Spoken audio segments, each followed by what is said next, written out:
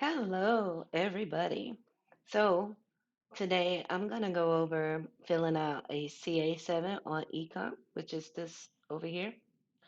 However, I got this pulled up because I wanted to share some information with some people, just in case you're like me, didn't know. Um, I was into my case for about 7 months before I found out about federal injury centers, which sucks because they can help you with just about anything. Even if your claim has been denied, you still need to reach out to them because if you're still within your time frame, they can help you out and possibly get your claim approved. Okay, I understand that it's a company out there with a similar logo, similar name. So I will be attaching this in the video so that you guys know um, exactly where to go because I want you dealing with these people because they are amazing. Soon as you walk through the door, you feel like family. They care for you, and it's not a front. They work for you, period. You don't pay a dime when you visit their office, not a single penny, which is also great because you're already stressed out, especially if you're missing time from work and you're not getting paid. But they can help you as long as you're within your time frame of everything. You guys, before I get started, just in case I forget to mention it, deadlines, time frame, all of that with workers' comp, the Department of Labor, your supervisor, it is very important. You don't want to get denied or get delayed payments all because you missed a deadline. And I'm being dead serious. I mean, even if it's by like one day, you don't want to miss no deadline. So check into it, do your due diligence, read, research. Even if you're reading and researching and still don't quite understand, guess what? You can look these people up. If you come on this website, click here, it's going to pull this up. You put in your zip code, you find a location near you, you go give them a visit. Even if you want to just call to ask a question, you can. They are here for you. And let's say they don't have a location near you. Guess what? Go to the closest one because you do get paid for travel. Let me show you how you can get reimbursed. Here, you can come on here and print this. And so when you do initiate a claim, like the Department of Labor Workers Comp, they send you a packet that's going to have a lot of stuff in it for you to read. Make sure you read it. One of the things is this. You might want to make you some copies. If you go to the Federal Injury Center, they have copies of this stuff for you. You can get it from there for free. They even help you with your forms and do your medical reimbursement for you. I mean, not medical, medical travel reimbursement. I said medical reimbursement, but it is a such thing. You don't need this for the federal injury centers because a medical reimbursement form is when you go to someone like an orthopedic or you go for an MRI and you have a copay or you have to pay for it out of pocket. That's what this form is for. You fill it out, you send it in with your paid receipt, they reimburse you for your money. This medical travel refund request form, you fill it out, you have the doctor office sign it, which it ain't no big deal. They already know the drill. You send it in, you get reimbursed for your travel. Make sure you check with your agency on the amount of mileage that you can get reimbursed for. I think with my particular agency, it's 100 miles, and that is round trip. So that's like 50 miles there and 50 miles back. Okay. So again, I just wanted to show you this website because they are awesome. You can go in here for just about anything. even how-to videos, which is great. I showed you how to find a location near you. Next, I'm going to show you their Facebook page. And here it is. Good information on this page. They do videos, and they call them Wednesday night OWCP chats with Chris and Jeannie. They are very informative. They answer questions live. They have people in the chats answering questions live. It's amazing, like people from their center and stuff like that. Yeah, it's amazing. I'm gonna start this over so you guys can hear. Everyone sees Victor commenting all the And let me, so I just want you OWCP to hear. chats with Chris and Jeannie. We have a guest audience and the famous Victor from Orlando. Everyone sees Victor commenting all the time. That's Victor.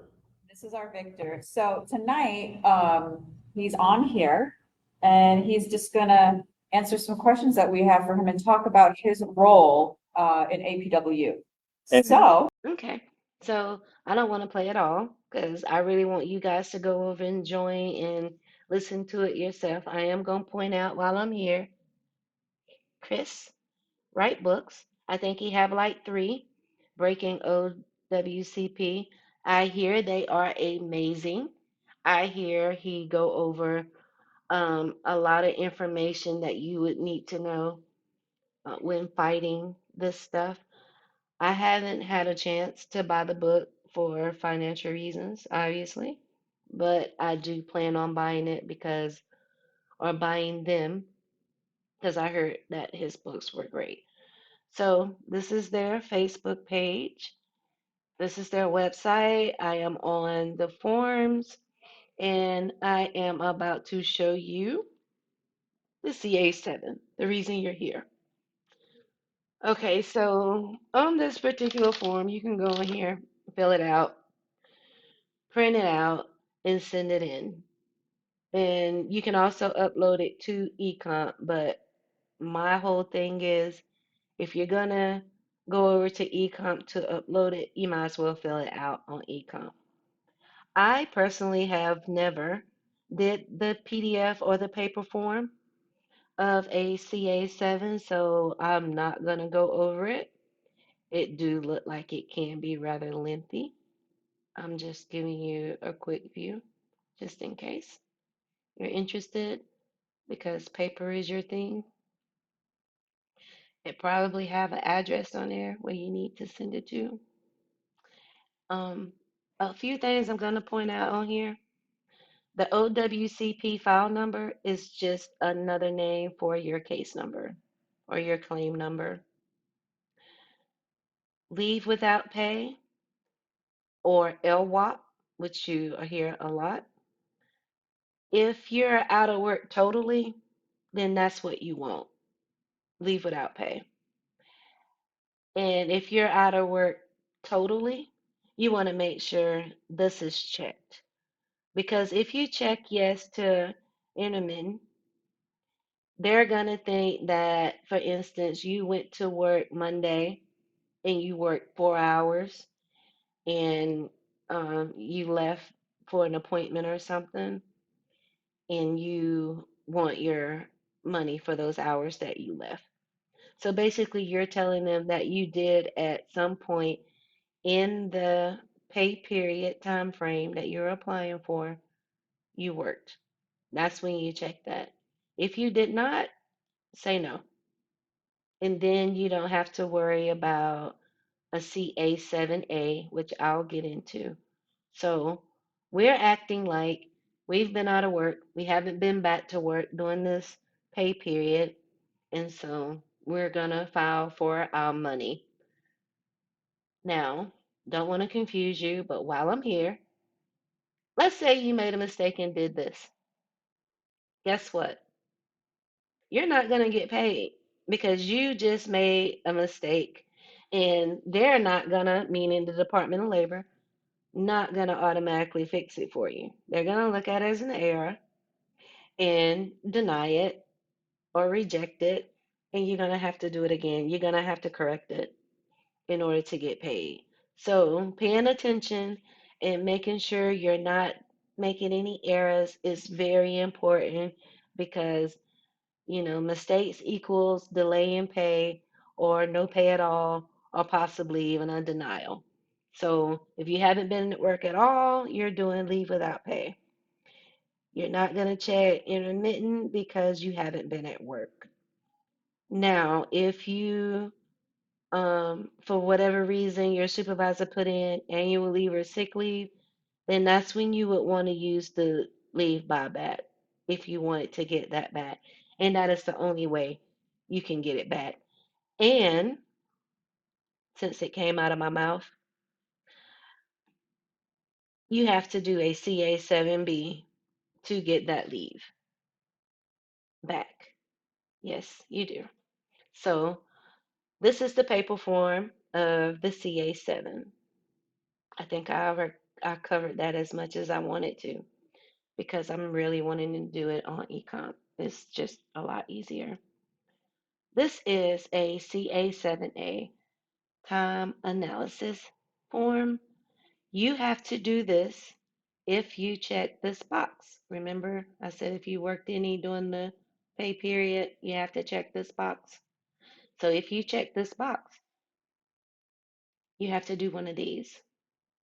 And you're going to fill it out: name, social security number, your file number, case number, claim number, whatever it's called, your pay period.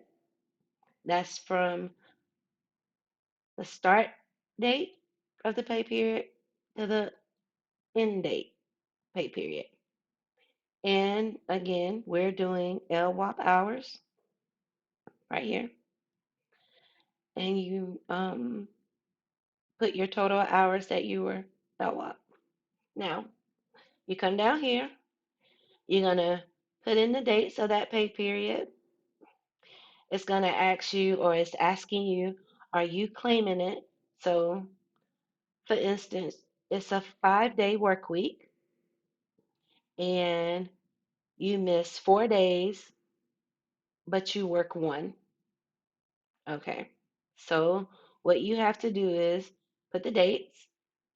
It's going to ask you, are you claiming those um days? That's what this is. You say yes to all but one, right? Because we said it was a 5-day and you only work one day.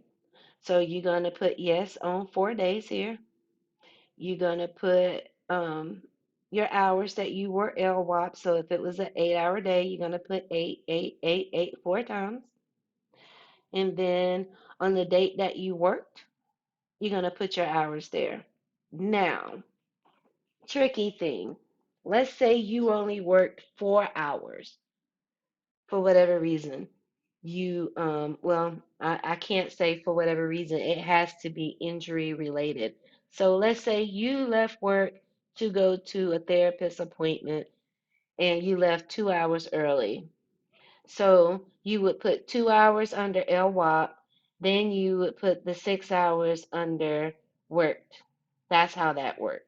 Then you put your reasonings over here: doctor's appointment, therapy, whatever it should be.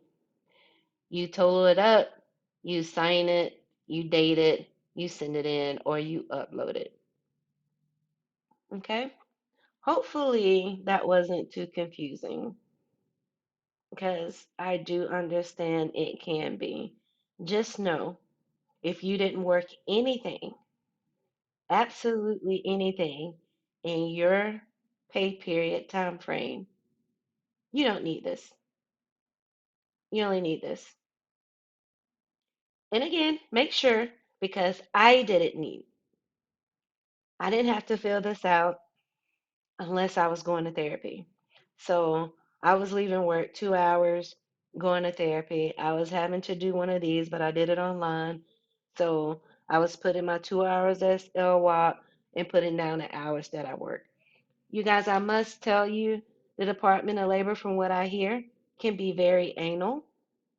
So if you were 2.2 hours and you're claiming 6 point something hours, or at least that's what it looks like on your time card, then that's what you need to put.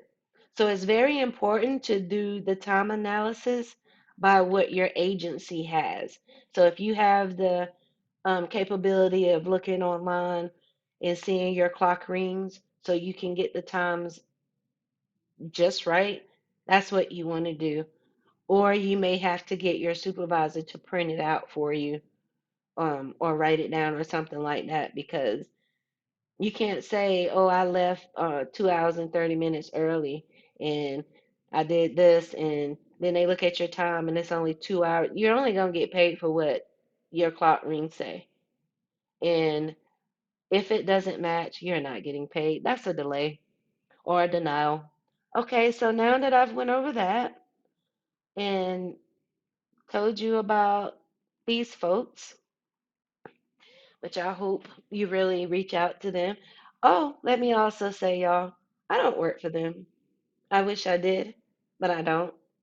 But I'm only sharing this information with you because I really wish someone would have shared it with me. Saved me a lot of trouble, headache, and stress, but they didn't. So, I don't think a lot of people know, which sucks because this place is amazing. I can't say it enough, but I'm about to stop saying it because yeah, they are amazing. Okay, so here we go. You sign up on ECOMP, and I recommend that everybody create an account on ECOMP if you get injured at work because it just makes your life that much easier and things go that much quicker versus having to mail stuff in.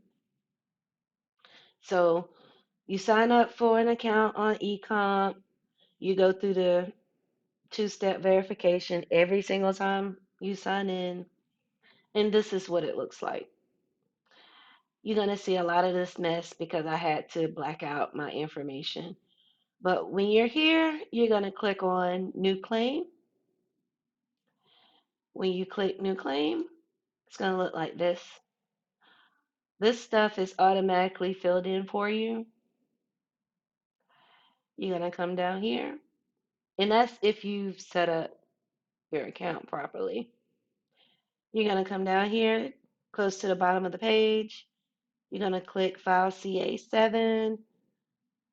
When you click that, this is going to pop up. Okay. This is showing you how to fill it out, I guess, just giving you some extra information, telling you what you need. It speaks about that time analysis form I just told you about. It also talks about the leave buyback. All right. So then you go down here, you want to click this blue box that says file a CA-7. Once you click that, this comes up. The stuff is filled in for you. You want to go over it and make sure that it's correct. You must enter your social security number and confirm it. And then right below that stuff is a place for your supervisor email. Yes, you must have your supervisor email because this goes to them. Very important. So you put their email on there, you click this blue arrow, and this is what it looks like. Now, anytime you need to go back, you just hit this blue arrow right here. Do not use your back button on your browser. You want to use these blue arrows to navigate you. Okay? So on this page, we're doing, like I said, leave without pay. So you're going to click that. Then you're going to come down here and click the forward arrow. And this is what it looks like. I just threw in some dates just to be able to get it to go forward. Now, guys, this is very important. You remember over here?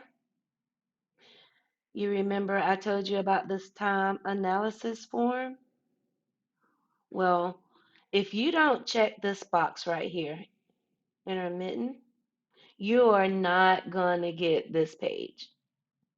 So if you're doing this on ECOMP and you need to put in time because you worked a little bit and you need to put it in, you have to click this in order for it to prompt you to the next page once you're done.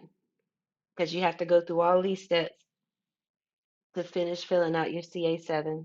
And then once you're done with your CA-7, it's going to automatically load a CA-7-A.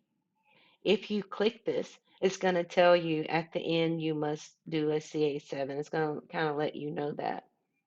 Okay, so again, for this video, we're acting as if I haven't been to work at all, or you haven't been to work at all. And so we're doing leave without pay, not intermittent, because I'm not having to do this. So once you enter your pay period,